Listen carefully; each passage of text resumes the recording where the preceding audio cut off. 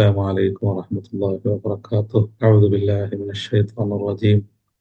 بسم الله الرحمن الرحيم. الحمد لله رب العالمين. اللهم صل على محمد وعلى آل محمد.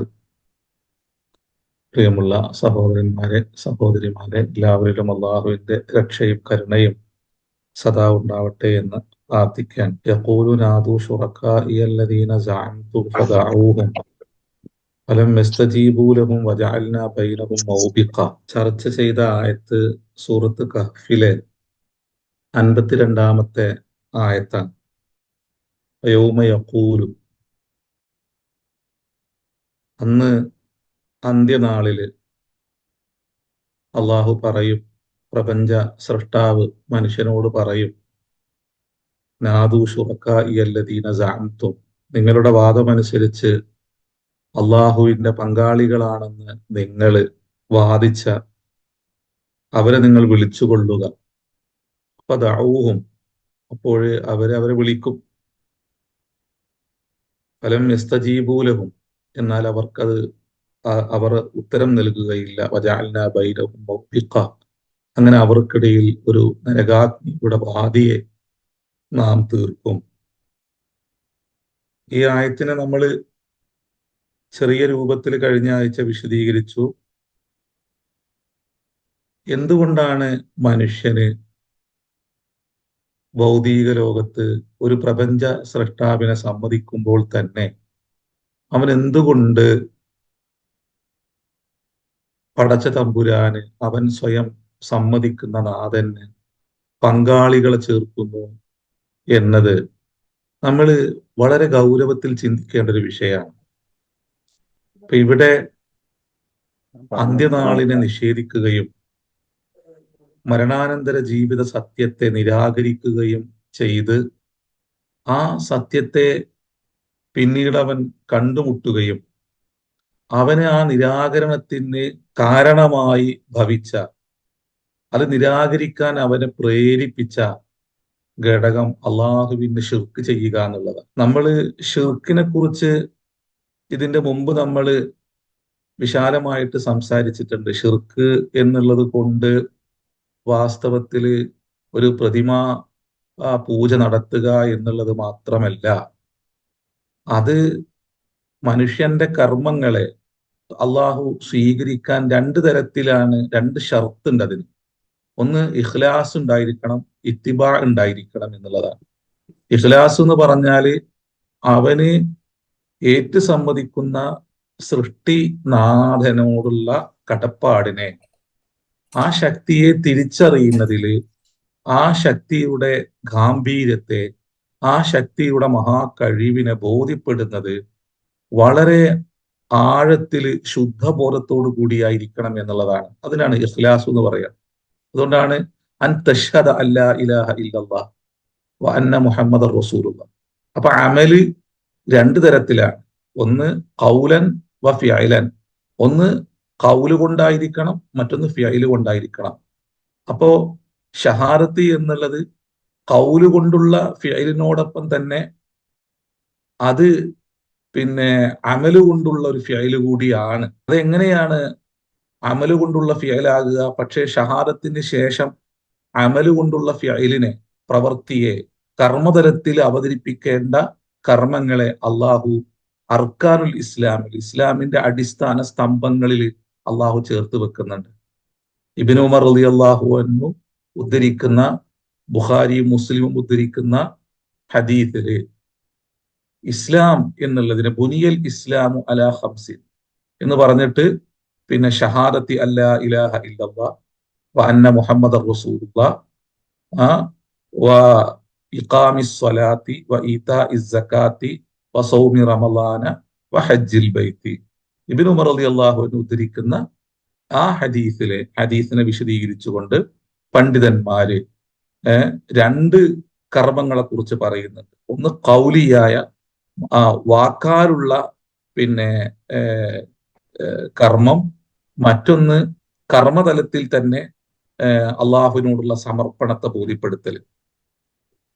ഇതിനെ മറ്റൊരു തരത്തില് ഖൗല് കൊണ്ടുള്ള, വാക്കാലുള്ള അമലിൽ തന്നെ കർമ്മതലത്തെ കൂടി അവതരിപ്പിക്കേണ്ടതുണ്ട് എന്ന് പണ്ഡിതന്മാർ പറഞ്ഞു പോകുന്നുണ്ട്. പ്രത്യേകിച്ച് അമ്പിയാക്കന്മാരുടെ റിസാലത്തിനെ, അവരുടെ സന്ദേശങ്ങളെ മനുഷ്യ കുടുംബത്തിന് എങ്ങനെയാണ് ബോധ്യപ്പെടുത്തി കൊടുക്കേണ്ടത് എന്ന ചർച്ച വരുന്നിടത്ത് കൗല് കൊണ്ടുള്ള ആമല് തന്നെ അതിൽ കർമ്മതലത്തിൽ അതിനെ അവതരിപ്പിക്കേണ്ടതിന്റെ ആവശ്യകതയെ ബോധ്യപ്പെടുത്തുന്നുണ്ട്. അതായത് ഷഹാദത്ത് എന്നുള്ളതിനെ രണ്ട് ഷഹാദത്ത് ഉണ്ട്. ഒന്ന് ലാ ഇലാഹ ഇല്ലല്ലാഹ് എന്നുള്ളതും മറ്റൊന്ന് മുഹമ്മദ് റസൂലുള്ളാഹി എന്നുള്ളതും. ഇത് രണ്ടിനെയും കർമ്മതലത്തിൽ അവതരിപ്പിക്കണം. ആ കർമ്മതലത്തിലുള്ള ത്വര നിലനിൽക്കുന്നവന് മാത്രമാണ് പിന്നീട് പറയുന്ന 4 കർമ്മങ്ങളെ ശരിയായ രൂപത്തിൽ അവന്റെ ജീവിത ഇടങ്ങളിൽ അവന് പ്രകടിപ്പിക്കാൻ കഴിയൂ എന്നാണ് അമ്പിയാക്കന്മാരെ റിസാലത്തിനെ, അവരുടെ പ്രബോധനങ്ങളെ കൈകാര്യം ചെയ്യുന്ന പണ്ഡിതന്മാര് ബോധ്യപ്പെടുത്തുന്നത്. എന്നാൽ ഉസൂലുൽ ഹദീസിന്റെ പണ്ഡിതന്മാര് അവര് രണ്ടായിട്ട് ഇതിനെ ഭാഗിക്കുന്നുണ്ട്. ഒന്ന് ഖൗലിയായ അമല്, അത് ഷഹാദത്തൈനിയാണ്. മറ്റൊന്ന് അതിന് ശേഷം പറയുന്ന സ്വലാത്ത്, സക്കാത്ത്, സൗമ്, അതുപോലെ തന്നെ ഹജ്ജ് എന്നുള്ളവയാണ്. അതിനെ മനോഹരമായിട്ട് വിശദീകരിക്കുന്നുണ്ട്. എന്തുകൊണ്ടാണ് ഷഹാദത്തിന്റെ കൂടെ സ്വലാത്തിനെ ചേർത്ത് പറഞ്ഞത്? എന്തുകൊണ്ട് സ്വലാത്ത്? അത് ഇമാദുദ്ദീൻ ആയതുകൊണ്ടാണ്. അതോടൊപ്പം തന്നെ അത് വളരെ വളരെ പ്രധാനപ്പെട്ട ശ്രദ്ധേയമായ കർമ്മങ്ങളിലെ ഒരു കർമ്മമാണ് എന്നുള്ളത് കൊണ്ടാണ് നമ്മുടെ ജീവിതത്തിന്റെ സകല മേഖലകളെയും അത് നിയന്ത്രിക്കുന്നു, അത് പാകപ്പെടുത്തുന്നു എന്നുള്ളത് കൊണ്ടാണ്. അതുകൊണ്ടാണ് സ്വലാത്ത് എന്നുള്ളത് ആഖിറത്തെ ബോധ്യപ്പെടാത്തവരിൽ അത് ഭയങ്കര ഭാരമായിരിക്കും എന്ന് അള്ളാഹു പറയുന്നത്.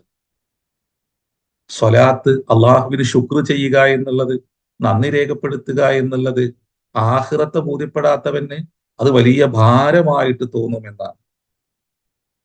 അപ്പോ അത് നിർവഹിക്കാൻ പോലും ആഖിറം എന്നുള്ളത്, മരണാനന്തര ജീവിത സത്യം ബോധ്യപ്പെടുക എന്നുള്ളത് അടിസ്ഥാനാണ്. അല്ലെങ്കിൽ അത് ഒരു മതത്തിന്റെ ആചാരമായി നിലനിൽക്കും, അതൊരു കാട്ടിക്കൂട്ടലിന്റെ ഭാഗമായി നിലനിൽക്കും. അതൊരു പ്രശ്നമാണ്. എല്ലാത്തിന്റെയും അപ്പുറം ആഖിറം ബോധ്യപ്പെടുക എന്നുള്ളത് വലിയ പ്രശ്നമാണ്. അതുകൊണ്ട് ഖുർആന് ഈ അർക്കാനുകളെ എണ്ണുമ്പോഴ് ഖുർആന് ചേർത്ത് വെക്കുന്ന തുഅ്മിന ബില്ലാഹി വൽ യൗമിൽ ആഖിരി എന്ന് ഖുർആൻ പറയുള്ളൂ. അൻ തുഅ്മിന ബില്ലാഹി വൽ യൗമിൽ ആഖിരി. ഉദാഹരണമായിട്ട് ഈമാനെ കുറിച്ച് പറയുന്നിടത്ത് സൂറത്ത് ബഖറ തന്നെ നോക്കി നിങ്ങളൊന്ന് ശ്രദ്ധിച്ച് വായിച്ചു നോക്കൂ. അവിടെ പറയും ലൈസൽ ബിർറ അൻ തുവല്ലു വുജൂഹക്കും ഖിബലൽ മശ്രിഖി വൽ മഗ്രിബി വലാകിന്നൽ ബിർറ മൻ ആമന ബില്ലാഹി വൽ യൗമിൽ ആഖിരി വൽ മലായികത്തി. പിന്നെ അങ്ങനെ പറയുള്ളൂ. വൽ കിതാബി വൻ നബിയ്യീൻ, ഇങ്ങനെയാണ് അതിന് പറയാൻ. അതുകൊണ്ട് ഖുർആൻ എല്ലായിടങ്ങളിലും അള്ളാഹുവിലുള്ള അഗാധമായ ബോധവും അതോടൊപ്പം തന്നെ മരണാനന്തര ജീവിതത്തെക്കുറിച്ചുള്ള തിരിച്ചറിവും ഈ അടിസ്ഥാന 2 ബിന്ദുക്കളെ ചേർത്ത് വെക്കുന്നത് കാണാൻ പറ്റും. ഇപ്പോ സ്വലാത്ത് നിർവഹിക്കുക, എന്തുകൊണ്ട് ഷഹാദത്തൈനിയുടെ കൂടെ സ്വലാത്തിനെ ചേർത്ത് പറഞ്ഞു? അത് ഇമാദുദ്ദീൻ ആയതുകൊണ്ടാണ്. പിന്നെയോ സക്കാത്തിനെ ചേർത്ത് വെക്കുന്നു, അതിനോടൊപ്പം ഖുർആൻ എല്ലായിടങ്ങളിലും ചർച്ച ചെയ്യുന്നു എന്നുള്ളത് കൊണ്ട് സ്വലാത്തിന്റെ കൂടെ സക്കാത്തിനെ ചേർത്ത് പറയുന്നു എന്നാണ് പണ്ഡിതന്മാർ അതിനെ വ്യാഖ്യാനിക്കുക. എന്തുകൊണ്ട് ഇതിനെ 1 by 1 ആയിട്ട് ഇങ്ങനെ പറഞ്ഞു പോകുന്നു? ഒന്നൊന്നിനോട് ചേർത്ത് വെച്ചത് അതിന്റെ പിറകിലുള്ള തേട്ടം എന്താണ്? അപ്പോ അതിനെ ഉസൂൽ ഹദീസിന്റെ പണ്ഡിതന്മാര് അതിനെ വിശദീകരിക്കുന്നിടത്ത് അവർ പറയും, ഹദീസിന്റെ പണ്ഡിതന്മാര് അതിനെ വ്യാഖ്യാനിക്കുമ്പോൾ പറയും, അത് ഖുർആൻ സ്വലാത്തിനോട് കൂടെ ഏറ്റവും ചേർത്ത് പറഞ്ഞത് സക്കാത്ത് ആയതുകൊണ്ട് അതിനെ നബി സല്ലല്ലാഹു അലൈഹി വസല്ലം തങ്ങള് സ്വലാത്തിന്റെ കൂടെ സക്കാത്തിനെ എണ്ണുന്നു. അള്ളാഹുവും അതുപോലെ തന്നെ എണ്ണുന്നു. 2 കർമ്മമുണ്ട്. ഒന്ന് വ്യക്തിയുടെ വിശുദ്ധി ഉണ്ട്, പിന്നെ സാമൂഹിക വിശുദ്ധി ഉണ്ട്. വ്യക്തിയുടെ വിശുദ്ധി സ്വലാത്തിൽ നിലനിൽക്കുന്നു, സക്കാത്തിൽ സാമൂഹിക വിശുദ്ധി നിലനിൽക്കുന്നു. ഈ രണ്ടിനെയും ഒരേ സമയം പ്രവർത്തിക്കുന്നിടത്താണ് ഒരു സമൂഹത്തില് ഏറ്റവും ഉത്കൃഷ്ടമായ ഒരു സമൂഹം രൂപപ്പെടുക എന്നുള്ളതാണ്. അതുകൊണ്ട് പ്രവാചക റിസാലത്തിനെ, പ്രവാചകന്മാരുടെ ദർശനങ്ങളെ, അവരുടെ മാനവിക സന്ദേശങ്ങളെ നിരാകരിച്ച് അതിനോട് മല്ലിടുന്ന, അതിനോട് യുദ്ധം പ്രഖ്യാപിക്കുന്ന ആളുകളോടുള്ള വാദമുഖങ്ങളിൽ ഖുർആൻ മുന്നോട്ട് വെക്കുന്നത് അവര് സ്വലാത്ത് നിർവഹിക്കുകയും സക്കാത്ത് കൊടുക്കുകയും ചെയ്താൽ ഫഹല്ലു സബീലഹും, അവരെ നിങ്ങൾ വെറുതെ വിടണം എന്നാണ്. അവർ പടച്ച തമ്പുരാനിൽ അവരുടെ തന്നെ സൃഷ്ടിനാഥനായ ഏക മഹാശക്തിയെ ഉൾക്കൊള്ളുകയും അവർ സ്വലാത്ത് നിർവഹിക്കുകയും പടച്ചോനോടുള്ള നന്ദി അത് കണിശമായി നിർവഹിക്കുകയും സക്കാത്ത് കൊടുക്കുകയും ചെയ്താൽ ഈ രണ്ടിനെ അവർ ചേർത്ത് വെക്കും എല്ലായിടങ്ങളിലും. അത്തരം പ്രശ്നങ്ങളെ കൈകാര്യം ചെയ്യുന്നിടത്ത് സൂറത്ത് തൗബയിലേക്കെല്ലാം ഒന്ന് പോയി നോക്കിയാൽ മതി.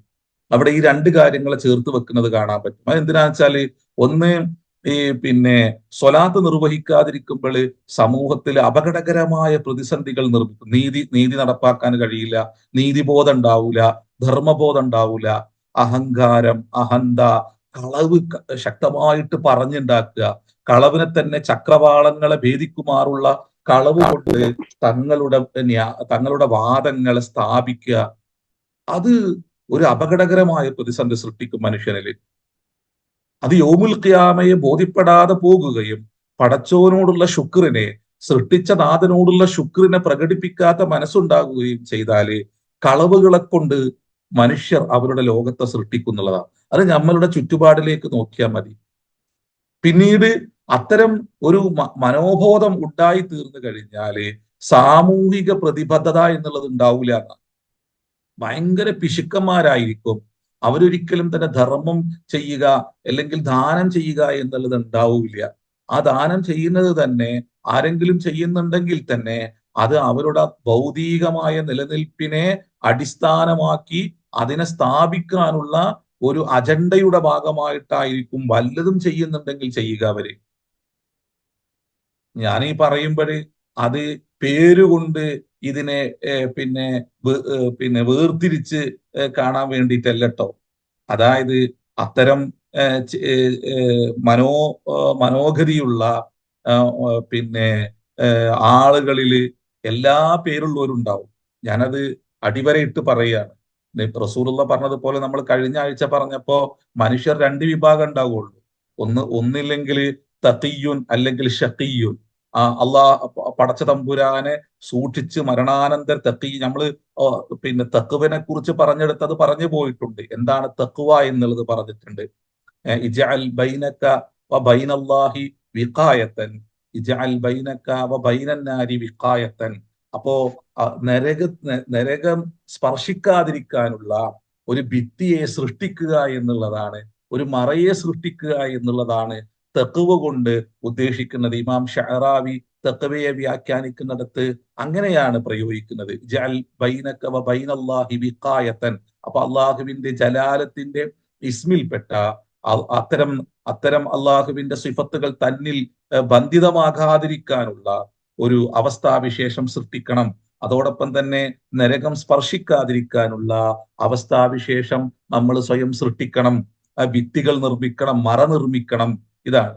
അപ്പോ അത് ബോധ്യമില്ലാത്ത ഒരു മനുഷ്യൻ, അതാ പറഞ്ഞ റസൂലുള്ള, നിങ്ങളുടെ പിതാമഹന്മാരെ കുറിച്ച് നിങ്ങൾ പറഞ്ഞിട്ട് അതിലൂടെ നിങ്ങൾ അഹങ്കരിച്ച് മനുഷ്യർക്കിടയിൽ മനുഷ്യരെ ജാതീയമായും അതുപോലെ തന്നെ പാർശ്വവൽക്കരിച്ച് അവർക്കിടയിൽ മേൽക്കോയ്മ സൃഷ്ടിക്കുന്ന ബോധം സൃഷ്ടിക്കുകയല്ല നിങ്ങൾ വേണ്ടത്. നിങ്ങൾ സമത്വത്തിന്റെ, ഏകീകരണത്തിന്റെ, നന്മയുടെ, ധർമ്മത്തിന്റെ ഭാവങ്ങളെ പ്രകടിപ്പിക്കാൻ താഴ്മയുള്ളവരും വിനയമുള്ളവരും മനുഷ്യർ അള്ളാഹു ആദരിച്ചവരും ബഹുമാനിച്ചവരുമാണെന്ന ബോധമുണ്ടായിരിക്കണം. ആ ബോധം കഴിഞ്ഞാല് നഷ്ടപ്പെടുന്നതിന്റെ അടിസ്ഥാന കാരണം മരണാനന്തര ജീവിതത്തെ നിഷേധിക്കുന്നതാണ് എന്ന് ഖുർആൻ പലയിടങ്ങളിലും അടിവരയിടുന്നുണ്ട്. അപ്പൊ അവിടെ ആ ഹദീസിന്റെ അവസാനം റസൂലുള്ള പറയുന്നത് മനുഷ്യർ രണ്ട് വിഭാഗമായിരിക്കും. ഒന്ന് മുത്തഖീങ്ങളായ തഖിയായ മനുഷ്യര്, അല്ലെങ്കിൽ ഷഖിയായ പരാജിതരായ മനുഷ്യര്. ഇതിലെല്ലാ പേരുള്ളവരുണ്ടാവും. ആ പേര് കൊണ്ടും രൂപം കൊണ്ടും ഭാവങ്ങളെ കൊണ്ടും മനുഷ്യരെ വിഭജിക്കരുത് എന്ന് നമ്മൾ കഴിഞ്ഞ ആഴ്ച പറഞ്ഞു. മനുഷ്യൻ എന്നുള്ള മനുഷ്യ കുടുംബം എന്നുള്ളിടത്ത് രണ്ട് വിഭാഗം ആൾക്കാരുണ്ടാകും. അതിലെല്ലാ പേരുള്ളവരും അപ്പുറത്തുണ്ടാവും, എല്ലാ പേരുള്ളവരും പുറത്തുണ്ടാവും എന്ന രൂപത്തിൽ നമ്മൾ ഈ ചർച്ച നമ്മൾ മുന്നോട്ട് കൊണ്ടുപോകുമ്പോൾ അങ്ങനെ കാണണമെന്ന് ഒന്നുകൂടി നമ്മൾ ഉണർത്തുകയാണ്. അപ്പോ ഈ സ്വലാത്തിനോടൊപ്പം സക്കാത്തിനെ ചേർത്ത് പറയുന്നത് അത് വിശുദ്ധ ഖുർആനെ അതിനെ അതോടൊപ്പം നിരന്തരം ചേർത്ത് പറയുന്നു എന്നുള്ളത് കൊണ്ടാണ് ഇത് രണ്ടും അനിവാര്യമാണ് ഒരു സമൂഹത്തിന്റെ നിലനിൽപ്പിന്, നീതിബോധത്തിന്, സമത്വത്തിന്, അതുപോലെ തന്നെ ഒരു സമൂഹത്തിന്റെ ധാർമ്മികമായ വളർച്ചയ്ക്ക് എല്ലാം തന്നെ ഇത് രണ്ടും ഒരുമിച്ചുണ്ടായിരിക്കണം എന്നുള്ളതാണ്. അല്ലെങ്കിൽ അവിടെ പ്രശ്നങ്ങൾ ഉണ്ടാവും, അവിടെ പിന്നെ ഉയർച്ച താഴ്ചകൾ ഉണ്ടാവും. സമൂഹത്തിന്റെ ഇടയിൽ പിന്നെ വലിയവൻ ചെറിയവൻ എന്ന, ധനികൻ ദരിദ്രൻ എന്ന ഒരു വല്ലാത്തൊരു ഒരു ഒരു ചിന്താധാര നിലനിൽക്കും, അല്ലെങ്കിൽ അത്തരത്തിലുള്ള കാഴ്ചപ്പാടുകൾ നിലനിൽക്കും. സമ്പന്നൻ എന്നും അതിൽ ഇങ്ങനെ അഭിരമിക്കുക, ദരിദ്രനെ ദരിദ്രനായിക്കൊണ്ട് തന്നെ വിടുക, അങ്ങനെ ഭൂമിയിൽ കുഴപ്പം സൃഷ്ടിക്കുന്ന, ഫസാദ് സൃഷ്ടിക്കുന്ന ഒരു അവസ്ഥാവിശേഷം ഉണ്ടാവും. അതുകൊണ്ടാണ് അമ്പിയാക്കന്മാരെ റിസാലത്തിനെതിരെ പടയൊരുക്കം നടത്തുന്ന ആളുകളെ കുറിച്ച് പറയുന്നിടത്ത് സൂറത്ത് തൗബ ഇങ്ങനെ വായിച്ചു പോയി കഴിഞ്ഞാൽ അവര് അള്ളാഹുവിൽ, പ്രപഞ്ച സൃഷ്ടിനാഥനിൽ, അവരുടെ തന്നെ സൃഷ്ടിനാഥനെ ഉൾക്കൊള്ളുകയും അവര് സ്വലാത്ത് നിർവഹിക്കുകയും സകാത്ത് കൊടുക്കുകയും ചെയ്താൽ ഫഹല്ലു സബീലഹും, അങ്ങനെ പറയും. അതുപോലെ തന്നെ ഫഇഖ്വാനുക്കും ഫിദ്ദീൻ, അവർ നിങ്ങളുടെ അള്ളാഹുവിന്റെ വ്യവസ്ഥിതിക്കുള്ളിൽ അവർ നിങ്ങളുടെ സഹോദരന്മാരാണ് എന്ന് പറഞ്ഞുകൊണ്ട് അള്ളാഹു ഈ രണ്ട് കർമ്മങ്ങളെ ഒന്ന് അവർ നിലനിർത്തിക്കഴിഞ്ഞാല് സാമൂഹിക സമത്വം നിലനിൽക്കും എന്ന് പറഞ്ഞ് അള്ളാഹു പിന്നെ അവരെ വെറുതെ വിടാൻ ആവശ്യപ്പെടുകയാണ്. അത് ഒരു സമൂഹത്തിന്റെ ക്രമങ്ങൾക്കുള്ള ഒരു അടിസ്ഥാന തത്വമായി അള്ളാഹു വെക്കുകയാണ്. അപ്പൊ ഇവിടെ അന്ത്യനാളിനെ ഉൾക്കൊള്ളുക എന്നുള്ളത് വലിയ ഒരു അടിസ്ഥാന സത്യമാണ്, അടിസ്ഥാന അമ്പിയാക്കന്മാരുടെ സന്ദേശമാണത്. അതുകൊണ്ട് തൗഹീദിനെ വിശദീകരിക്കുന്നിടത്ത് തന്നെ ഹദീസിന്റെ പണ്ഡിതന്മാര് അതിന്റെ അഹ്മിയത്തിനെ കുറിച്ച് പറഞ്ഞു പോകുന്നുണ്ട്. എന്താണ് അഹ്മിയത്ത്? നമ്മൾ ഇതെല്ലാം ഞാൻ കഴിഞ്ഞ ആഴ്ച പറഞ്ഞതുപോലെ ഓരോ ആയത്തും അതിന്റെ മേലെയുള്ള ഓരോതുമായിട്ട് ബന്ധം കിട്ടോ. ഈ സൂറത്ത് കഹ്ഫ് തുടങ്ങുമ്പോൾ തന്നെ നമ്മള് പിന്നെ തൗഹീദുമായി ബന്ധപ്പെട്ടുകൊണ്ടാണ് സൂറത്ത് കഹ്ഫിന്റെ തുടക്കം പറഞ്ഞു പോകുന്നത്. ആ തൗഹീദും ഷിർക്കും തമ്മിലുള്ള, തൗഹീദും കുഫറും തമ്മിലുള്ള സംഘട്ടനത്തിന്റെ രണ്ട് മുഖങ്ങളാണ് ഇതുവരെ നമ്മൾ പറഞ്ഞു പോയത്. ഒന്ന് അധികാര കേന്ദ്രങ്ങൾ, താവൂത്തിയൻ ഭരണകൂടങ്ങള്, പിന്നെ ഷിർക്ക് ഭരണകൂടങ്ങള്, അത് പലതരത്തിലായിരിക്കാം. അത് പിന്നെ ദൈവബോധമുള്ള മനുഷ്യരോട് പുലർത്തുന്ന അനീതിയുടെ, അക്രമത്തിന്റെ ഒരു ഭാവത്തെ തുടക്കത്തിൽ പറയുന്നു. പിന്നീട് വീണ്ടും മറ്റൊരു വിഷയത്തെ ചർച്ച ചെയ്യുന്നിടത്തും ധനികനും ദരിദ്രനുമായ രണ്ട് അവസ്ഥാവിശേഷങ്ങളെ അള്ളാഹു മുന്നോട്ട് വെച്ചിട്ട് അവിടെ ധനികന്റെ മനോഭാവത്തെയും ദരിദ്രനായ മനുഷ്യന്റെ മനോഭാവത്തെയും, അവിടെ ദരിദ്രനായ മനുഷ്യൻ ധനികനായ മനുഷ്യൻ സ്വീകരിക്കുന്ന സമീപനത്തെ തിരുത്തുന്ന വളരെ ശുദ്ധമായ, വളരെ നിഷ്കളങ്കമായ ഒരു അവസ്ഥയെയും അള്ളാഹു എടുത്തു കാണിക്കുകയാണ്. അപ്പോ ഈ ധനികന്റെയും അധികാര കേന്ദ്രങ്ങളുടെയും നിഷേധത്തിനും ധിക്കാരത്തിനും അനീതിക്കും അടിസ്ഥാനപരമായിട്ട് അത്തരത്തിലുള്ള ബോധത്തിലേക്ക് മനുഷ്യനെ കൊണ്ടുപോകുന്നത് എന്റെ ജീവിതം ചോദ്യം ചെയ്യപ്പെടുന്നതല്ല എന്ന അവന്റെ ബോധമാണ്.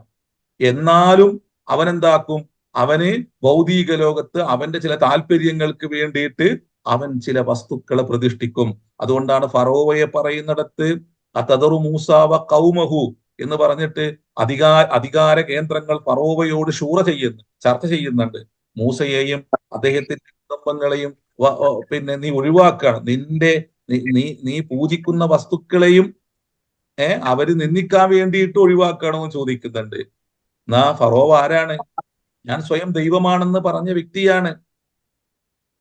ഞാൻ അന റബ്ബുക്കുമുൽ അഅല എന്ന് പറഞ്ഞ വ്യക്തിയാണ്. ഞാനാണ് ഏറ്റവും വലിയ ദൈവം, എന്നിലൂടെയാണ് ഇതെല്ലാം നടക്കുന്നത്, ഞാനാണ് ഇതിന്റെ എല്ലാം സംസ്ഥാപകൻ എന്ന് പറഞ്ഞ വ്യക്തിയാണ്.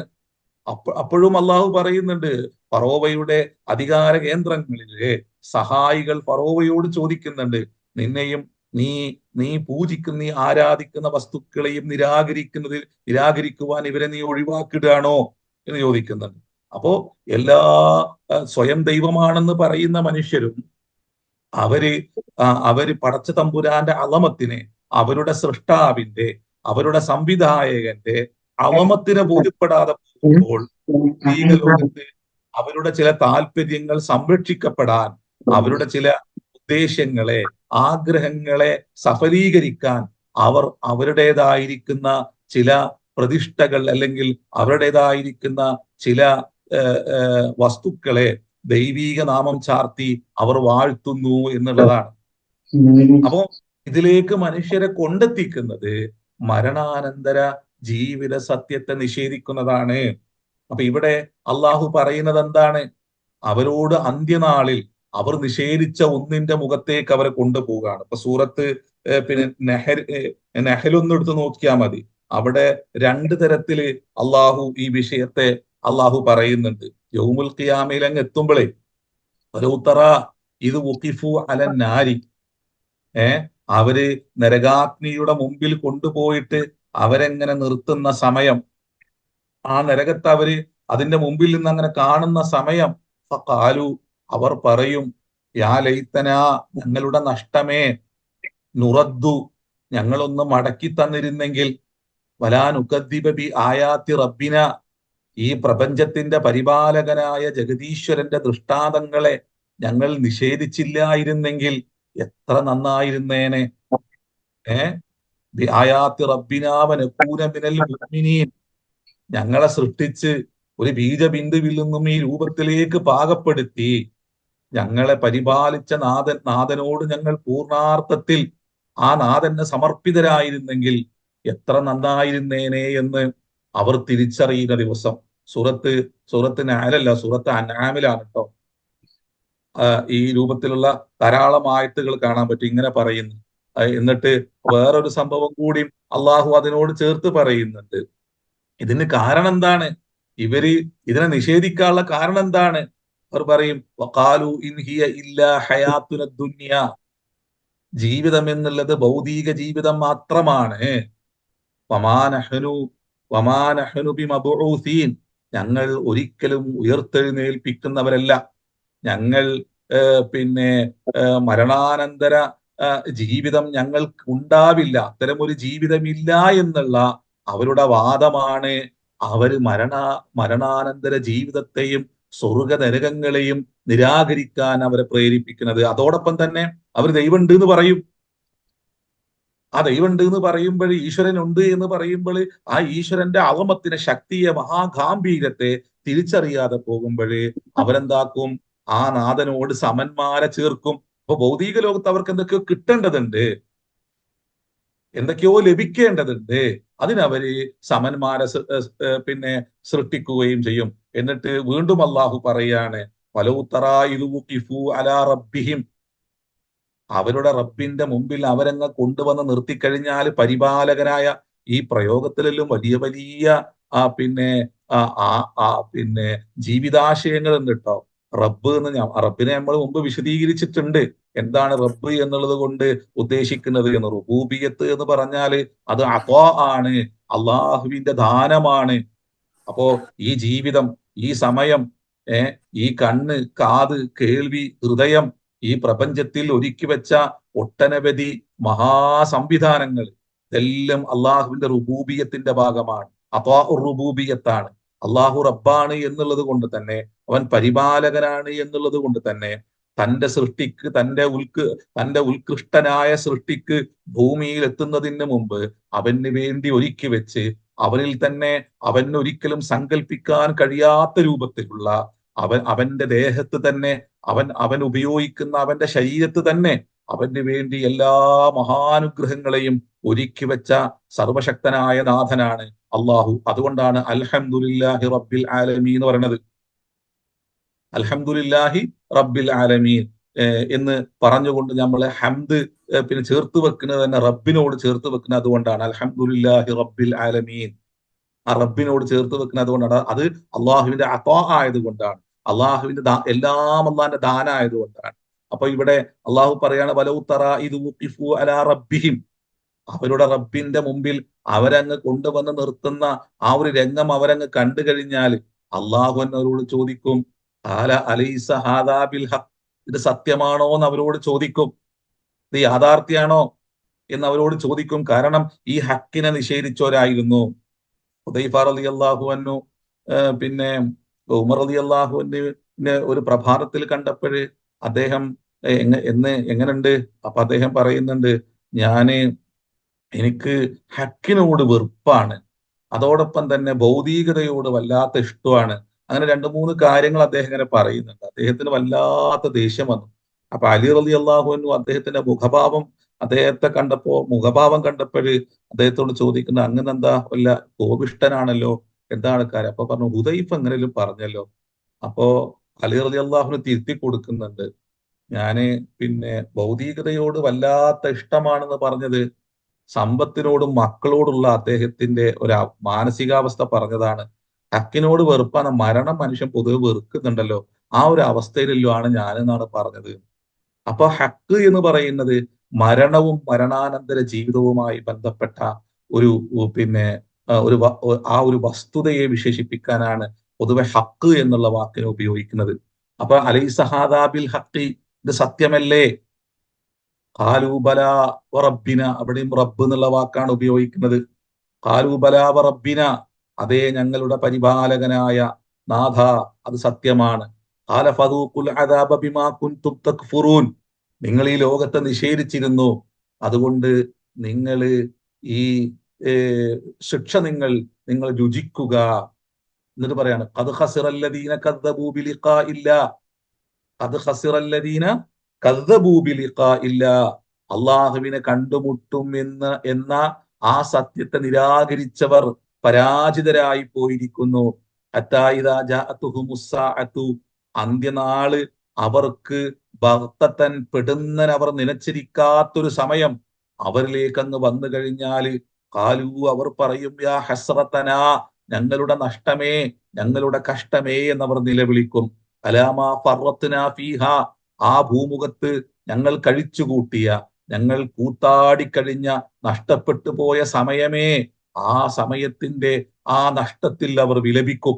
അവർ പറയും, വഹും യഹ്മിലൂന ഔസാറഹും, അവരുടെ മുഴുവൻ ഭാരങ്ങളും അവർ ചുമക്കും, അലാ ദുഹൂരിഹിം, അവരുടെ മുതുകിൽ അവർ ചുമന്നുകൊണ്ടുവരും, അലാ സാഅമായ സിറൂൻ, അവർ ചുമന്നുകൊണ്ടുവരുന്ന ആ ഭാരം എത്രമാത്രം മോശമായതാണ്. അപ്പോ ജീവിതത്തിന്റെ അധർമ്മത്തിന്റെ കൂമ്പാരങ്ങളെ, അധർമ്മത്തിന്റെ ആ മാറാപ്പുകളെ ചുമന്നു വരുന്ന ആ ദിവസം, അതിനെ അന്ന് അള്ളാഹു വളരെ അർത്ഥവത്തായി മനുഷ്യന്റെ മുമ്പിൽ അവതരിപ്പിക്കുകയാണ്. എന്തുകൊണ്ടാണ് മനുഷ്യൻ ഇങ്ങനെയെല്ലാം സംഭവിക്കുന്നത് എന്നുള്ളതാണ്. അപ്പോ ഇതിൽ അടിസ്ഥാനം മരണാനന്തര ജീവിതം നിഷേധിക്കുക എന്നുള്ളതാണ്. അതുകൊണ്ടാണ് മനുഷ്യൻ ഈ വൃത്തികേടുകളെല്ലാം ചെയ്യുന്നത്. അള്ളാന്റെ അമ്പിയാക്കന്മാര് ഏറ്റവും കൂടുതൽ നമ്മളെപ്പോഴും പറഞ്ഞിട്ടുണ്ട് കേട്ടോ. അതായത് അള്ളാഹു ഉണ്ട് എന്ന് പറയാന്, പ്രപഞ്ചത്തിനൊരു സൃഷ്ടാവുണ്ടെന്ന് പറയാന്, അതുപോലെ തന്നെ പിന്നെ ഈ മനുഷ്യ സൃഷ്ടിപ്പിന് പിറകിൽ അല്ലെങ്കിൽ പ്രപഞ്ചത്തിന് പിറകിൽ അവർ അനുഭവിച്ചു കൊണ്ടിരിക്കുന്ന ഓരോന്നിന് പിറകിലും ഒരു സൃഷ്ടാവുണ്ട് എന്ന് പറയുകയല്ല പ്രവാചകന്മാർ ചെയ്തത്. അത് മനുഷ്യന്റെ ഉൾബോധമാണ്, അവന്റെ ഫിത്രിയായ ബോധമാണ്. അത് ശുദ്ധമാണ്, അത് വസ്തുയായ ഒന്നാണ്, അത് നിഷേധിക്കാനേ പറ്റില്ല. അതുപോലെ തന്നെ അത് അതില്ലത്തുകളെ കൊണ്ട്, അല്ലെങ്കിൽ അവന്റെ ലോജിക്കായിട്ട് തന്നെ അവന് ബോധ്യപ്പെടുന്ന ഒരു സത്യമാണ്, ഇതിനെല്ലാം ഒരു നാഥനുണ്ട് എന്നുള്ളത്. നമ്മള് കഴിഞ്ഞ ആഴ്ച പറഞ്ഞല്ലോ, ഒരു മനോഹരമായ ഒരു ഒരു ഒരു ഒരു താഴ്വാര ദൃഷ്ടിയിൽപ്പെടുന്ന ഒരു കലാകാരന്, ആ കലാകാരൻ ആ താഴ്വാരയെ അയാളുടെ ക്യാൻവാസിലേക്ക് പകർത്തിയിട്ട് അതിന്റെ അടിയിൽ അയാളുടെ നാമം അയാൾ കുത്തിവെക്കും. അത് കാണുന്ന നമ്മള് ആ കലാകാരന്റെ കഴിവിനെ കുറിച്ച് വാനോളം പറയും. നമ്മളിങ്ങനെ അത്ഭുതം കൂറി നിൽക്കുമോ, എന്തൊരു പെയിന്റിംഗ് ആണെന്ന് പറയും, എത്ര മനോഹരമായ പെയിന്റിംഗ് ആണ്. എന്നാല് അയാൾ വരച്ച പൂവിൽ നിന്ന് സുഗന്ധം ആസ്വദിക്കാൻ കഴിയില്ല. അവിടെ വണ്ടുകൾ വന്നിരിക്കില്ല, അവിടെ പൂമ്പാറ്റകൾ പറക്കില്ല, അവിടെ അയാള് വരച്ചു വെച്ച ആ പുഴ, അരുവി, അതിൽ നിന്ന് വെള്ളം കോരി കുടിക്കാൻ കഴിയില്ല. എന്നാല് അയാളുടെ ദൃഷ്ടിയിൽപ്പെട്ട ഒരു ഒറിജിനൽ ഒരു ഇടമുണ്ടല്ലോ, ഒരു താഴ്വാരയുണ്ടല്ലോ, അവിടെയുള്ള പൂക്കൾക്ക് സുഗന്ധമുണ്ടായിരുന്നു. ആ പൂക്കളിൽ ആ പൂന്തോട്ടത്തിൽ പൂമ്പാറ്റകൾ പറന്നുകൊണ്ടിരുന്നു, അവിടെ വണ്ടുകൾ തേൻ നുകർന്നുകൊണ്ടിരുന്നു, അവിടുത്തെ അരുവികളിൽ നിന്ന് മനുഷ്യൻ കുടിച്ചുകൊണ്ടേയിരുന്നു. എന്നാല് അതിലേക്ക് ഇങ്ങനെ നോക്കിയിട്ട് ഒരിക്കലും മനുഷ്യൻ അവന്റെ സൃഷ്ടാവിന്റെ അളമത്തിന് തിരിയുന്നില്ല. അവനുണ്ടെന്ന് പറയുന്ന മഹാനായ മഹാശക്തിയുടെ കഴിവിനെയും അവന്റെ കലാവിരുദിനെയും അവന്റെ സൃഷ്ടിപ്പിന്റെ മഹത്വത്തെയും തിരിച്ചറിഞ്ഞുകൊണ്ട് അൽഹംദുലില്ലാഹി റബ്ബിൽ ആലമീൻ എന്ന് അവൻ പറയുന്നില്ല. അവൻ കോപ്പി അടിക്കുന്ന ഒന്നിന്റെ അടിയിൽ അവന്റെ നാമങ്ങളെ കുത്തിവെക്കുമ്പോഴും അവൻ കോപ്പിയടിക്കാൻ ഉപയോഗിച്ച ഈ പ്രപഞ്ചത്തിൽ മനോഹരമായ ഒരു താഴ്വാരയെ നോക്കിക്കൊണ്ട് അൽഹംദുലില്ലാഹി റബ്ബിൽ ആലമീൻ എന്ന് പറയുന്നില്ല. എന്നാൽ പടച്ച തമ്പുരാനെ നന്നായി അല്ലദീന യതഫക്കറൂന ഫീ ഖൽഖിസ് സമാവാതി വൽ അർളി റബ്ബനാ മാ ഖലഖ്ത ഹാദാ ബാത്തില സുബ്ഹാനക ഫഖിനാ അദാബന്നാർ എന്ന് പറയുന്ന പ്രപഞ്ചത്തെക്കുറിച്ച് അഗാധമായി ചിന്തിക്കുന്നവര്, അതിൽ ഓരോ നിലയ്ക്കും സൂക്ഷ്മമായി നോക്കിക്കൊണ്ട്, അഗാധമായി നോക്കിക്കൊണ്ട്, ആഴത്തിൽ ആ വസ്തുക്കളെ കുറിച്ച് ചിന്തിച്ചുകൊണ്ട് പടച്ചോനെ നരകശിക്ഷയിൽ ഞങ്ങൾ രക്ഷിക്കണേ എന്ന് പറയുന്ന, അപ്പോ ആ പ്രവാചകന്മാർ അടിസ്ഥാനപരമായി പറഞ്ഞ സ്വർഗതരകം എന്ന് പറയുന്ന ജീവിതത്തെ നിങ്ങളിൽ ചോദ്യം ചെയ്യപ്പെടും എന്ന് പറഞ്ഞ ആ ലോകത്തെ അവർ ഈ പ്രപഞ്ചത്തിലേക്ക് നോക്കിക്കൊണ്ട് അവർ തിരിച്ചറിയുമെന്നാണ്. പ്രപഞ്ചത്തിലേക്ക് നോക്കിക്കൊണ്ട്, അവനിലേക്ക് തന്നെ നോക്കിക്കൊണ്ട് അവൻ തിരിച്ചറിയും, ഇല്ല, ആ ലോകമുണ്ട്, അത് നിഷേധിക്കാൻ പറ്റുന്ന ഒന്നല്ല എന്ന് തിരിച്ചറിയുന്ന. എന്നാല് ആ ലോകത്തെ ബോധ്യപ്പെടാതെ പോകുമ്പോൾ മനുഷ്യൻ എന്താക്കുന്നു? മനുഷ്യൻ ശിർക്ക് ചെയ്യുന്നു. മനുഷ്യൻ പടച്ചോനോട് സമന്മാരെ അവന് ചേർക്കുന്നു, സമന്മാരെ സൃഷ്ടിക്കുന്നു. അപ്പോ അള്ളാഹു ആ ലോകത്ത് അള്ളാഹുവിന്റെ അളമത്തിന് തിരിയാതെ സമന്മാരെ സൃഷ്ടിച്ച മനുഷ്യരോട് അള്ളാഹു പറയും, അവരെ നിങ്ങൾ വിളിക്കൂ എന്ന് പറയും. അവർ നിർബന്ധിതനായിട്ട് വിളിക്കുന്ന, അവന് ബോധ്യം ഉണ്ടാവും കേൾക്കൂലാന്ന്, പക്ഷെ പടച്ചോൻ പറയല് വിളിച്ചു നോക്കൂന്ന്. അപ്പോ വിളിക്കും എന്നാണ് വിശുദ്ധ ഖുർആന് സൂറത്ത് നെഹലില് ഞാൻ നേരത്തെ പറഞ്ഞതുപോലെ ഒരു സംഭവം പറയുന്നുണ്ട്. വല്ലദീന യദ്ഊന മിൻ ദൂനില്ലാ, അള്ളാനെ കൂടാതെ വിളിച്ച് പ്രാർത്ഥിക്കുന്ന വസ്തുക്കളുണ്ടല്ലോ, ലാ യഖ്ലുഖൂന ശൈഅൻ വഹും യുഖ്ലഖൂൻ, അവരൊന്നും സൃഷ്ടിക്കുന്നില്ല, അവരെ തന്നെ സൃഷ്ടിക്കപ്പെട്ടതാണ്, അവര് നിർമ്മിക്കപ്പെട്ടതാണ്, അവരൊരിക്കലും അവര് വേറൊന്നും തന്നെ ഉണ്ടാക്കുന്നില്ല. അംവാത്തുൻ ഗൈറു അഹ്യാഇൻ, അവര് ജീവനില്ലാത്ത നിർജീവ വസ്തുക്കളാണ്, അവര് ഒരിക്കലും ജീവനുള്ളതല്ല. വമാ യശ്ഉറൂന അയ്യാന യുബ്അസൂൻ, എന്നാണ് അന്ത്യനാൾ സംഭവിക്കുക എന്നുള്ളതിനെ കുറിച്ചും ഒരു ബോധവുമില്ലാത്ത, അറിവുമില്ലാത്ത, ഒരു ജ്ഞാനവുമില്ലാത്ത പാഴ്വസ്തുക്കൾ മാത്രമാണ്. എന്നിട്ട് അള്ളാഹു പറയുന്നത്, ഇലാഹുക്കും ഇലാഹു വാഹിദ്, നിങ്ങളുടെ ദൈവമുണ്ടല്ലോ, ഈശ്വരനുണ്ടല്ലോ, അവൻ ഏകനാണ്. പല്ലദീന പല്ലദീന പല്ലദീന ലാ യുഅ്മിനൂന ബിൽ ആഖിറത്തി, ഇവിടെയും അള്ളാഹു സൂറത്തുൽ നഹ്ലിൽ ആയത്താട്ടോ, പല്ലദീന ലാ യുഅ്മിനൂന ബിൽ ആഖിറത്തി, അന്ത്യനാളിനെ ഗാഠമായി തിരിച്ചറിയാത്ത, ഉൾക്കൊള്ളാത്ത ആൾക്കാരുണ്ടല്ലോ, അവരുടെ ഖുലൂബുഹും മുൻകിറത്തുൻ, അവരുടെ ഹൃദയം എപ്പോഴും നിഷേധാത്മകമായിരിക്കും, എപ്പോഴും ഒരു നിഷേധാത്മക സമീപനമായിരിക്കും അവർ സ്വീകരിക്കുക. എപ്പോഴും വൃത്തികേടുകളും മോശത്തരങ്ങളും കളവും അതുപോലെ തന്നെ അനാശ്വാസങ്ങളും അതിലും തന്നെ ഇങ്ങനെ അഭിരമിക്കുന്നവരായിരിക്കും അവര്. ഖുലൂബുഹും മുൻകിറത്തുൻ വഹും മുസ്തക്ബിറൂൻ, അവർ അഹങ്കാരികളോ ഇക്കാരം. അതുകൊണ്ടാണ് ഷിർക്ക് ചെയ്യുന്ന ആൾക്കാര്, അവന് ചിലപ്പം അബ്ദുള്ള ഇക്കാരം, ചിലപ്പം ജോർജ ഇക്കാരം, ബാലന ഇക്കാരം. ഞാനിങ്ങനെ പേര് പറഞ്ഞത് എന്തുകൊണ്ടാണെന്നറിയോ? നമ്മള് ഇതിനെ സാമൂഹികമായിട്ട് മനുഷ്യരെ പല തട്ടിൽ ചേർക്കാതിരിക്കാനാണ്. ഈ പറഞ്ഞ കൂട്ടത്തിലെല്ലാം ഉണ്ടാവും. അവര് ഭയങ്കര അഹങ്കാരികളായിരിക്കും, നിഷേധ മനസ്സുള്ളവരായിരിക്കും, ധിക്കാര സ്വഭാവമുള്ളവരെ ഇക്കാരം.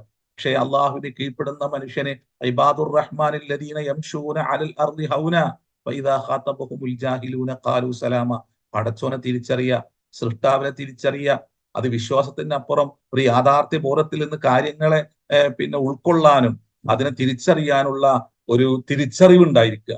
അതുകൊണ്ട് ഇമാം ഷഅറാവി അൽഹംദുലില്ലാഹി റബ്ബിൽ ആലമീൻ അർറഹ്മാനിർ റഹീം മാലികി യൗമിദ്ദീൻ ഇയ്യാക നഅ്ബുദു വ ഇയ്യാക നസ്തഈൻ, ഈ 3 ആയത്തിനെ വിശദീകരിക്കുന്നിടത്ത് മനോഹരമായ ഒരു സംഭവം, ഒരു വിശദീകരണം അദ്ദേഹം നൽകി പോകുന്നുണ്ട്. നമ്മൾ ഈ വിശ്വാസം, ഈമാനി എന്നുള്ളത് അമ്പിയാക്കന്മാർക്ക് ഈമാനില്ല എന്ന് നമ്മൾ മുമ്പ് പറഞ്ഞിട്ടുണ്ട്. അവര് ഹഖീഖത്തിന്റെ ലോകത്ത് മാത്രം നിൽക്കുന്നവരാണ്. അപ്പൊ ഈ പറയുന്ന ആളുകളെ നന്നായി തിരിച്ചറിയുക എന്നുള്ളത്, ആ ഈമാൻ എന്ന വാക്കിനെ തന്നെ അത് യാഥാർത്ഥ്യ ബോധത്തിലേക്ക് കൊണ്ടുപോകാനും അങ്ങനെ യാഥാർത്ഥ്യ ബോധത്തോടു കൂടി കാര്യങ്ങളെ തിരിച്ചറിയാനുള്ള ഒരു മാർഗമാണ് ഈ പറയുന്ന ആൾക്കാരെ തിരിച്ചറിയാനുള്ളത്. അവരെ തന്നെ നിന്ദിക്കുകയും നിരാകരിക്കുകയും ചെയ്തു കഴിഞ്ഞാൽ, നിഷേധിക്കുകയും ചെയ്തു കഴിഞ്ഞാൽ ജീവിതത്തിന് വെളിച്ചം ഉണ്ടാവില്ല, ഒരു വെളിച്ചം കിട്ടൂല ജീവിതത്തിന്. പിന്നെ നമ്മൾ കണ്ണുകൊണ്ട് കാണുന്ന ഒന്നിനേക്കാളും തെളിച്ചമുള്ളതായിരിക്കും ഹൃദയം കൊണ്ട് കാണുന്നത് എന്ന ഇമാം ഷാറാബി അവിടെ വിശദീകരിക്കുന്നത്. കാരണം ഈ 3 ആയത്തും അഖീദയുമായി ബന്ധപ്പെട്ട് നിൽക്കുന്ന ഒന്നാണ്, ഈമാനുമായി ബന്ധപ്പെട്ട് നിൽക്കുന്ന ഒന്നാണ്, ശരീഅത്തുമായി ബന്ധപ്പെട്ട് നിൽക്കുന്ന ഒന്നാണ്, സുന്നത്തുമായി ബന്ധപ്പെട്ട് നിൽക്കുന്ന ഒന്നാണ്, ഉസൂലുദ്ദീനുമായി ബന്ധപ്പെട്ട് നിൽക്കുന്ന ഒന്നാണ്. അത് ഫിഖ്ഹുൽ അക്ബറുമായി ബന്ധപ്പെട്ട് നിൽക്കുന്ന ഒന്നാണ്. ഈ പറയുന്ന സാധനത്തിലും തന്നെ ഇപ്പോ അൽഹംദുലില്ലാഹി റബ്ബിൽ ആലമീൻ, അവിടെ ആർക്കാണ് നിങ്ങൾ സ്തുതിഗീതം ആലപിക്കുന്നത്? ആർക്കാണ്? റബ്ബുൽ ആലമീനാണ്. അപ്പൊ റബ്ബുൽ ആലമീൻ എന്നുള്ളത് അഖീദയുടെ ഭാഗമാണ്, വിശ്വാസത്തിന്റെ ഭാഗമാണ്. ഈ വിശ്വാസം എന്നുള്ളത് നമ്മൾ ദുർബലമായ വാക്കുകൊണ്ട് വിശ്വാസം എന്ന് പറയാൻ കേട്ടോ. റബ്ബ്, അള്ളാഹു, റഹ്മാൻ, റഹീം, മാലിക് യൗമിദ്ദീൻ, അന്ത്യനാള്, ഇതെല്ലാം തന്നെ ഈമാന്റെ അടിയിൽ വരുന്നതാണ്. അപ്പൊ ഈമാനെ കുറിച്ച് പറഞ്ഞു വന്ന് ഗൈബിയായ കാര്യങ്ങളെ കുറിച്ച് പറഞ്ഞു വന്നിട്ട് അദൃശ്യമായ ലോകങ്ങളെയും അദൃശ്യമായ ഇടപെടലിനെയും അദൃശ്യമായ ശക്തിയെയും കുറിച്ച് പറഞ്ഞു വന്ന് കഴിഞ്ഞതിന് ശേഷം പിന്നെ പറയേണ്ടിയിരുന്നത് എങ്ങനെയാണ്? ഇയ്യാഹു നഅ്ബുദു വ ഇയ്യാഹു നസ്തഈൻ എന്നാണ് ശരിക്കും പറയേണ്ടിയിരുന്നത്. അതിനാൽ അവനെ ഞങ്ങൾ കീഴ്പ്പെട്ട് ജീവിക്കുന്നു, അതിനാൽ അവനോട് മാത്രം ഞങ്ങൾ സഹായമർത്ഥിക്കുന്നു എന്നാണ് പറയേണ്ടിയിരുന്നത്. കാരണം അവിടെല്ലാം ഗൈബിയായ കാര്യങ്ങളെ കുറിച്ചാണ് പറഞ്ഞു വരുന്നത്. എന്നാൽ ഗൈബിയായ ഒന്നിനെ പറഞ്ഞു വന്ന് പെടുന്നനെ നേർ ചൊവ്വെ മുബാശിർ കാര്യങ്ങളെ പിന്നാണ് പറയാൻ. ഇയ്യാക്ക, അതിനാൽ നിന്നെ ഞങ്ങൾ ആരാധിക്കുന്നു, വ ഇയ്യാക്ക നസ്തഈൻ, നിന്നോട് ഞങ്ങൾ സഹായം തേടുന്നു. അപ്പൊ ഈ പറഞ്ഞ ആരാണിത് പറയുന്നത്? ആരാണ് ഇതിനെ ഏറ്റു പറഞ്ഞു കൊടുക്കുന്നത്? ആ രണ്ട് പിന്നെ ജിഹത്തിനെ, ഭാഗങ്ങളെ അഗാധമായി ഉൾക്കൊള്ളുമ്പോൾ, കണ്ണുകൊണ്ട് കാണുന്ന ഒന്നിനേക്കാളും ഹൃദയം കൊണ്ടുള്ള തിരിച്ചറിവ് സാധ്യമാകുമ്പോൾ ആ പറഞ്ഞ ഒന്ന് യാഥാർത്ഥ്യമായി അവന്റെ മുമ്പിൽ അങ്ങ് പ്രത്യക്ഷപ്പെടുന്നു. അവന്റെ മുമ്പിൽ അതിന്റെ എല്ലാ രൂപഭാവങ്ങളും അങ്ങ് അവന്റെ മുമ്പിൽ അങ്ങ് നിലനിൽക്കുന്നു. അവിടെയാണ് ഇയ്യാക നഅ്ബുദു ഇയ്യാക നസ്തഈൻ എന്ന് പറയുന്നത്. അത് ഇഹ്സാന്റെ ഒരു മൂർത്തമായ ഭാവമാണ്. അൻ തഅ്ബുദല്ലാഹ കഅന്നക തറാഹു ഫഇല്ലം, എങ്ങനെയാണ് ഇഹ്സാനെ കുറിച്ച് ജിബ്രീൽ അലൈഹി സ്വലാം പറയുന്നിടത്ത് വമൽ ഇഹ്സാൻ യാ റസൂലല്ലാഹ്, എന്താണ് ഇഹ്സാന്? അൻ തഅ്ബുദല്ലാഹ കഅന്നക തറാഹു ഫഇല്ലം യകുൻ തറാഹു ഫഇന്നഹു യറാക്.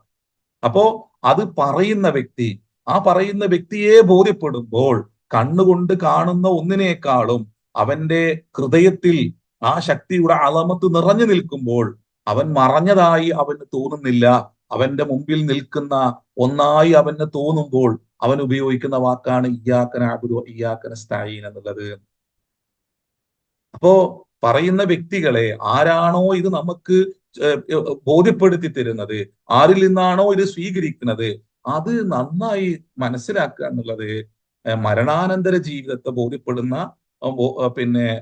ബോധ്യപ്പെട്ട് അതിനനുസരിച്ച് ജീവിതങ്ങളെ ക്രമീകരിക്കുന്നതിന് കാരണമാണ്. അപ്പോ ഇവിടെ ഈ സംഗതി ബോധ്യപ്പെടാതെ പോകുമ്പോഴാണ് മനുഷ്യൻ ജീവിതത്തിൽ പരാജിതനായി മാറുന്നത്. അതുകൊണ്ടാണ് പറ അൽ മുജ്രിമൂന നാറ, അല്ലെ? നമ്മളിപ്പോ സൂറത്ത് അൻആമിൽ 2 ആയത്ത് ഇതോടൊപ്പം ചേർത്ത് പറഞ്ഞു, പറ അൽ മുജ്രിമൂന നാറ, അന്ന് അക്രമികള് നരകാഗ്നിയെ കാണുമ്പോൾ അവര് ഉറപ്പിച്ച് ധരിക്കും, അന്നഹും മുവാഖിഊഹാ, അതിൽ അവര് ഇതാ വീഴാൻ പോവാണ്, അതിൽ പതിക്കുവാൻ പോകുകയാണ്. ഫലം യജിദൂ അൻഹാ മസ്രിഫ, അതിൽ നിന്ന് രക്ഷപ്പെടാനുള്ള ഒരു മൽജവും ഒരു ഇടവും ഒരു അഭയ കേന്ദ്രവും അന്നവർക്കുണ്ടാവില്ല, അവരെത്തിക്കൂല.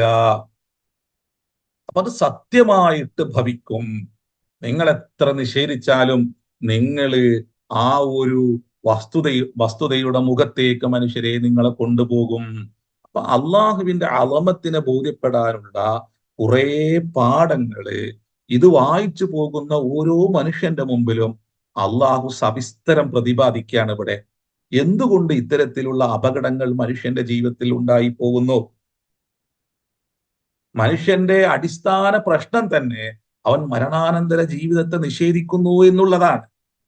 അതിന് അതിലേക്ക് അവനെ എത്തിക്കുന്നത് പടച്ചോന്റെ അളമത്തിന് ബോധ്യപ്പെടുന്ന രൂപത്തിലുള്ള പഠനങ്ങളും ചിന്തകളും അതിനനുസരിച്ചുള്ള ജീവിതക്രമവും ചിട്ടപ്പെടുത്തുന്നതിന് പകരം പ്രപഞ്ചത്തെക്കുറിച്ച് ആലോചിച്ച് അവനെക്കുറിച്ച് ആലോചിച്ച് അവന് ലഭിക്കുന്ന അനുഗ്രഹങ്ങളെ കുറിച്ച് ആലോചിച്ച് അവന്റെ സമയത്തെക്കുറിച്ച് അവന്റെ ജീവിതത്തെക്കുറിച്ച് അവന്റെ ജീവനെക്കുറിച്ച് ആ ജീവന്റെ സ്തംഭനത്തെക്കുറിച്ച് അതിനുശേഷമുള്ള അവന്റെ ജീവിതത്തെക്കുറിച്ചെല്ലാം ചിന്തിക്കുന്നതിന് പകരം അവന് ഭൗതിക ലോകത്തെക്കുറിച്ച് മാത്രം ചിന്തിക്കുകയും അവിടെയുള്ള സുഖങ്ങളും അവിടെയുള്ള അവന്റെ അവന്റെ ജീവിത ഐശ്വര്യങ്ങളും മാത്രം ലക്ഷ്യമാക്കി അവൻ മുന്നോട്ട് പോകുകയും ചെയ്യുമ്പോൾ അവന്റെ ഹൃദയത്തിൽ വെളിച്ചം തട്ടി പ്രസരിക്കുന്ന ആ വെളിച്ചത്തെ സ്വീകരിക്കാൻ പറ്റുന്ന ഒരു അവസ്ഥാവിശേഷം മനസ്സിൽ നിന്ന്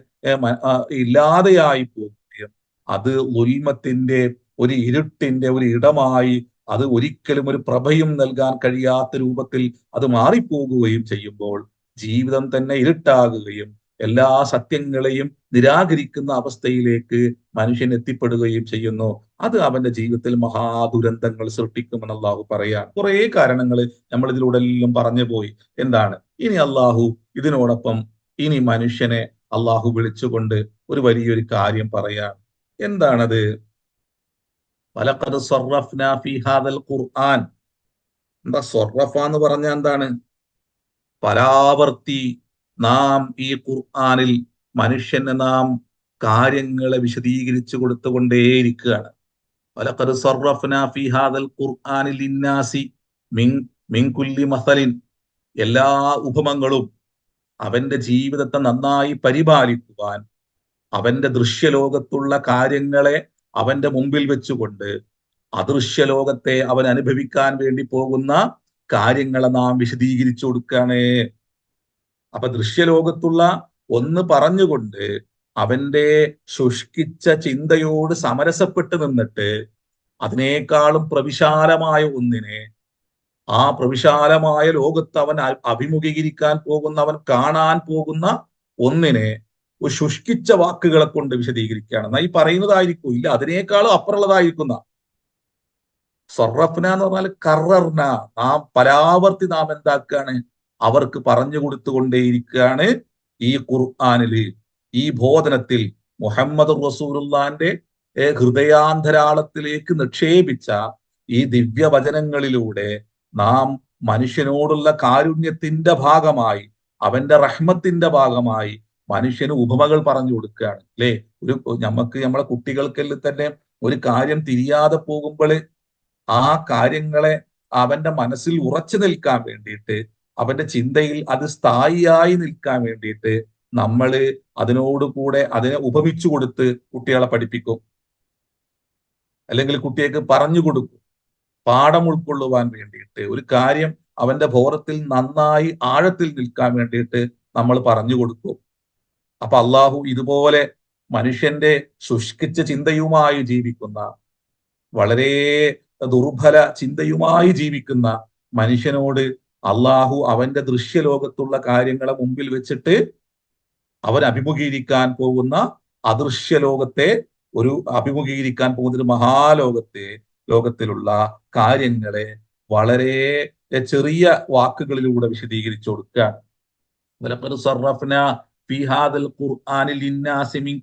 എല്ലാ മനുഷ്യരും. അതുകൊണ്ടാണ് ഇവിടെ അള്ളാഹു ഉപയോഗിച്ച ലിന്നാസ് എന്നാണ്. നമ്മള് ഇതെല്ലാം പറയുമ്പോൾ ഈ ഖുർആനിലൂടെ ആരെയാണ് അള്ളാഹു സംബോധന ചെയ്യുന്നത്? ആർക്ക് വേണ്ടിയിട്ടാണ് പ്രപഞ്ചത്തിന്റെ സൃഷ്ടാവ് അവന്റെ വചനങ്ങളെയും അവന്റെ സന്ദേശങ്ങളെയും ആർക്ക് വേണ്ടിയാണ് നൽകുന്നത്? അത് മനുഷ്യർക്ക് വേണ്ടിയാണ്. മനുഷ്യർക്കിടയിൽ ചേരിത്തിരിവുകൾ സൃഷ്ടിക്കരുത്. ഇത് ഞങ്ങൾക്കുള്ളതാണ്, ഞങ്ങളുടേത് എന്ന് പറയരുത്. നമ്മളെല്ലാം പ്രശ്നം അതാണ്, ഞങ്ങളുടെ വേരത്തിൽ എന്നാ പറയാ. നമ്മൾ ഉപയോഗിച്ച കുറേ തെറ്റായ പ്രയോഗങ്ങള് നമ്മുടെ സാമൂഹികാന്തരീക്ഷത്തിൽ സൃഷ്ടിച്ച അപകടങ്ങളുണ്ട്. ഇതിനെല്ലാം തന്നെ മാനവികമായി ചേർത്ത് വെച്ചുകൊണ്ട് പറയുന്നതിന് പകരം പാർശ്വവൽക്കരിക്കുന്ന ഈ രൂപത്തിലുള്ള പ്രയോഗങ്ങൾ നടത്തിയത് സമൂഹത്തിൽ വലിയ അപകടമാണ് ഉണ്ടാക്കിയിട്ടുള്ളത്.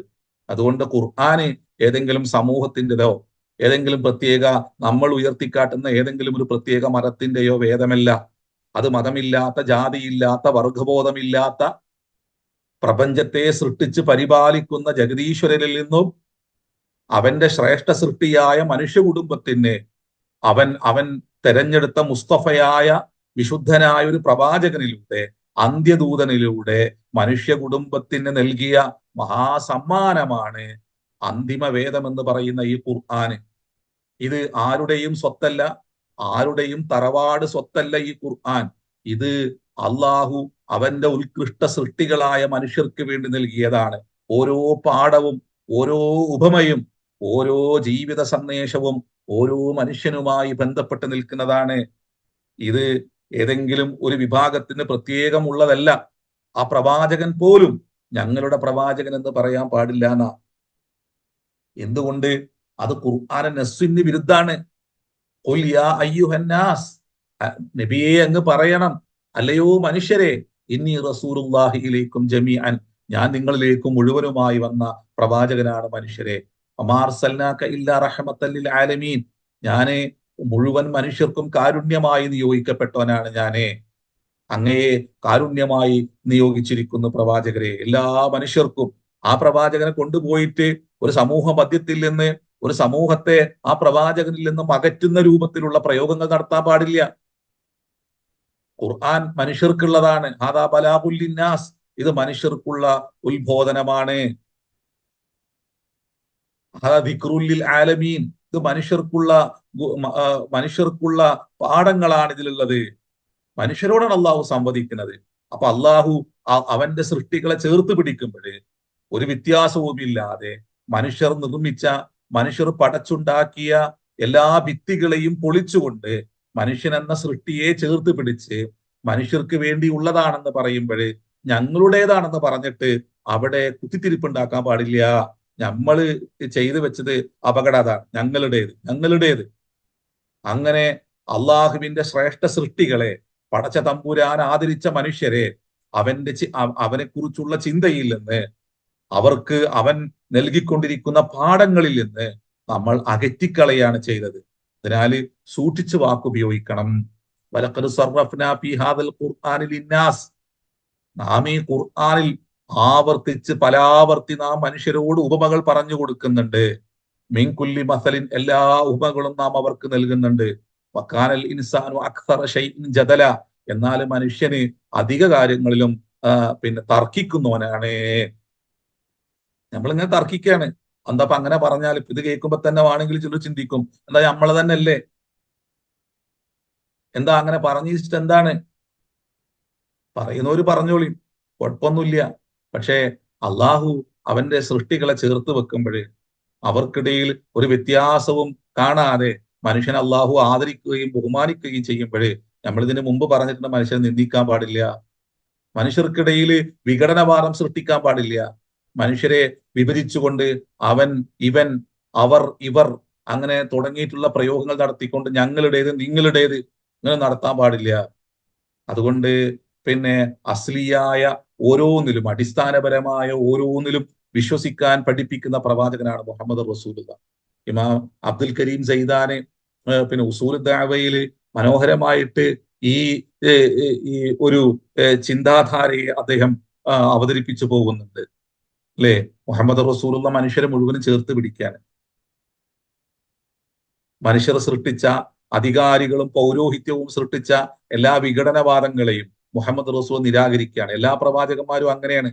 അതുകൊണ്ട് ഈസാ നബി അലൈഹി സ്വലാം കടന്നു വരുമ്പോൾ അദ്ദേഹം ഞാൻ മുസദ്ദിഖൻ ലിമാ ബൈന യദയ്യ മിന തൗറാത്തി എന്ന് പറഞ്ഞത്, ഇവനൊരു പുതിയ വാദവുമായി വന്നിരിക്കുന്നു എന്ന് പറഞ്ഞിട്ട് അധികാരികൾക്കും പൗരോഹിത്യത്തിനും ഇടം കൊടുക്കാത്ത രൂപത്തിൽ അവരുടെ ആ ധ്രുവീകരണവാദത്തെ തടയാൻ വേണ്ടിയിട്ടാണ് അള്ളാഹു ആ പ്രവാചകനോട് അങ്ങനെ പറയിപ്പിക്കുന്നത്. അങ്ങനെയാണ് അവര് ഒരു സത്യത്തെ വികൃതമാക്കി അതിനെ വക്രീകരിച്ച് അവരുടെ താല്പര്യങ്ങളെ സ്ഥാപിക്കാൻ വേണ്ടിയിട്ട് അവര് ചില പുതിയ നൂതന സംവിധാനങ്ങൾ നിർമ്മിക്കുകയും അതിലൂടെ മനുഷ്യരെ വിഭജിക്കുകയും അതിലൂടെ മനുഷ്യന്റെ അടിസ്ഥാന പ്രകൃതി ബോധത്തെ നിരാകരിച്ചുകൊണ്ട് അവന്റെ പ്രകൃതത്തിന് ഒരിക്കലും യോജിക്കാത്ത ചിന്തകളും യോജിക്കാത്ത വിശ്വാസങ്ങളും അവരിൽ അടിച്ചേൽപ്പിച്ചുകൊണ്ട് അതിൽ അവരെങ്ങനെ താലോലിച്ചു കൊണ്ടുപോകുമ്പോൾ അത് നിരാകരിക്കാൻ വേണ്ടിയിട്ടാണ് പ്രവാചകന്മാർ വരിക. അപ്പൊ ഈസാ നബി അലൈഹി ഇസ്ലാം വരുമ്പോൾ മോശാ പ്രവാചകന്റെ വേദ സന്ദേശങ്ങൾക്ക് വിരുദ്ധമായി അധികാരികളും പൗരോഹിത്യവും എന്താക്കിയിട്ടുണ്ട്? ഒരു പ്രത്യേക മതം നിർമ്മിക്കപ്പെട്ടിരുന്നു അവിടെ. ഒരു പ്രവാചകനെ തന്നെ ദൈവമാക്കിയിട്ട് വിശുദ്ധനായ അള്ളാഹുവിന്റെ ഒരു ദാസനെ തന്നെ ദൈവീക സ്ഥാനത്ത് പ്രതിഷ്ഠിച്ചിട്ട് അവിടെ നിർമ്മിക്കപ്പെട്ടതിനെ നിരാകരിച്ചു. ആ വേദത്തിൽ അവർ നടത്തിയ കൈകടത്തലുകളിലൂടെ ഒരു സമൂഹത്തിൽ ഒരു പ്രവാചകൻ സൃഷ്ടിച്ച എല്ലാ ധാർമ്മിക ബോധങ്ങളെയും അവർ തല്ലിക്കെടുത്തി. അപ്പൊ ഈസാ നബി അലൈഹി സ്വലാം വരികയാണ്. മുസദ്ദിഖൻ ലിമാ ബൈന യദയ്യ മിനത് തൗറാത്തി, തൗറാത്തിനെ സത്യപ്പെടുത്താൻ വേണ്ടി വന്നവനാണ്. വലിഉഹില്ല ലക്കും ബഅദല്ലദീ ഹുർറിമ അലൈക്കും, എന്നാൽ അതോടൊപ്പം തന്നെ ആ കാലഘട്ടങ്ങളിൽ ഒരു സമൂഹത്തിന് നിഷിദ്ധമാക്കിയ പലതിനെയും നിങ്ങൾക്ക് അനുവദനീയമാക്കി തരാൻ കൂടി വന്നവനാണ് ഞാനേ. അതിനെ നിരാകരിക്കാനല്ല, അതിനെ നിഷേധിക്കാൻ വേണ്ടി വന്നവനല്ല ഞാനേ. അപ്പോ ഇവൻ അവരുടെ വാദം എന്താണ്? ഇവൻ നിഷേധിയാണ് എന്നുള്ളതാണ്. ഇന്നും അങ്ങനെ തന്നെയാണ്. ഒന്നിനെയും അതിന്റെ ശരിയായ രൂപത്തിൽ നീതിബോധത്തോടു കൂടി നിലനിർത്താൻ സമ്മതിക്കൂല. അപ്പൊ അത് പ്രയോഗിക്കുമ്പോ തന്നെ പൗരോഹിത്യത്തിന് അറിയാം, അതുപോലെ തന്നെ അധർമ്മത്തിന്റെ അധികാര പീഠങ്ങൾക്കറിയാം ഇത് ഒരു സമൂഹത്തിൽ ധർമ്മബോധം സൃഷ്ടിക്കും, നീതിബോധം സൃഷ്ടിക്കും. അപ്പോ ആ നീതിബോധവും ധർമ്മബോധവും നമ്മൾ ഇച്ഛിക്കുന്ന ഒന്നിന് തടസ്സമായി മാറും എന്ന് എല്ലാ കാലത്തുള്ള അധികാരികൾക്കും അറിയാമെന്നാണ് ഖുർആൻ പറഞ്ഞു വെക്കുന്നത്. അതുകൊണ്ടാണ് ഈസാ നബി അലൈഹി സ്വലാം പെട്ടെന്ന് ഇവൻ നമ്മൾക്ക് മുകളിൽ ആധിപത്യം നേടാൻ ആഗ്രഹിക്കുന്നു, അതിനാൽ ഇവരെ കൊല്ലണം എന്നുള്ളതാണ് പിലോത്തോസിന്റെ വാദം. അള്ളാഹു അതുകൊണ്ട് തന്നെ മനുഷ്യരെ ചേർത്ത് പിടിക്കുകയാണ്. മുഹമ്മദ് റസൂലുള്ളാഹി സല്ലല്ലാഹു അലൈഹി വസല്ലം മനുഷ്യർ അള്ളാന്റെ കുടുംബാണ് എന്ന് പറഞ്ഞുകൊണ്ട് മനുഷ്യരെ ചേർത്ത് പിടിക്കുന്നുണ്ട് റസൂലുള്ളാഹി. നമ്മൾ ഇതിന് മുമ്പ് ഉദ്ധരിച്ച ഹദീസിൽ മനുഷ്യന്റെ മഹത്വത്തെ എത്രമാത്രമാണ് നബി സല്ലല്ലാഹു അലൈഹി വസല്ലം തങ്ങൾ വാഴ്ത്തുന്നത്. ഒരു വിഭജനവും കൂടാതെ, ഒരു നിറങ്ങളും ചാർത്തിക്കൊണ്ട് മനുഷ്യരെ വിഭജിക്കാതെ, മനുഷ്യനെന്ന ഉത്കൃഷ്ടമായ അവന്റെ ആ സ്ഥാനത്തെ ആദരിക്കുകയും ബഹുമാനിക്കുകയും ഓരോ മനുഷ്യനും അവൻ ഏത് പേര് സ്വീകരിച്ചവനാണെങ്കിലും ശരി, അവൻ അള്ളാഹു ബഹുമാനിച്ചവനും ആദരിച്ചവനും ഭൂമിയിൽ അള്ളാഹുവിന്റെ ഖലീഫയാണ് എന്നുള്ള ഉത്കൃഷ്ടമായ കണ്ടുകൊണ്ട് ഓരോ മനുഷ്യനെയും നോക്കിക്കണ്ട് മനുഷ്യർക്ക് വേണ്ടി ജീവിക്കാനും മുഹമ്മദ് റസൂലുള്ളാഹി പഠിപ്പിക്കുകയാണ് സല്ലല്ലാഹു അലൈഹി വസല്ലം. അവനെ കുറിച്ച് നാളെ ചോദ്യം ചെയ്യപ്പെടും. ഓരോ മനുഷ്യനും ആരാണ്? അവന് പരീക്ഷണമാണ്. ഓരോ മനുഷ്യനെ കുറിച്ചും ചോദ്യം ചെയ്യപ്പെടും. അത് തൗഹീദിന്റെ വിഷയത്തിലാകുമ്പോൾ വളരെ അഗാധമായ ഒരു ചിന്തയും ഒരു പഠന വിഷയവുമാണത്. അപ്പൊ അതിനാല് നമ്മൾ ഈ പ്രയോഗങ്ങൾ നടത്തുമ്പോൾ വെറുതെ അങ്ങ് വായിച്ചു പോകുന്നതിന് പകരം അള്ളാഹു മനുഷ്യരെ ചേർത്ത് പിടിക്കുമ്പോൾ ആ മനുഷ്യർക്കിടയിൽ വിഭജനം സൃഷ്ടിക്കുന്ന സംഗതികളിൽ നമ്മൾ ഏർപ്പെടാൻ പാടില്ല. അപ്പൊ നമുക്കിതിനെ അടുത്ത ആഴ്ച വിശദീകരിക്കാം. ഇന്ന് സമയം കഴിഞ്ഞെന്ന് വിചാരിക്കുന്നു. വാഹൃദ അൽഹംദുലില്ലാഹി റബ്ബിൽ ആലമീൻ. അസ്സലാമു അലൈക്കും.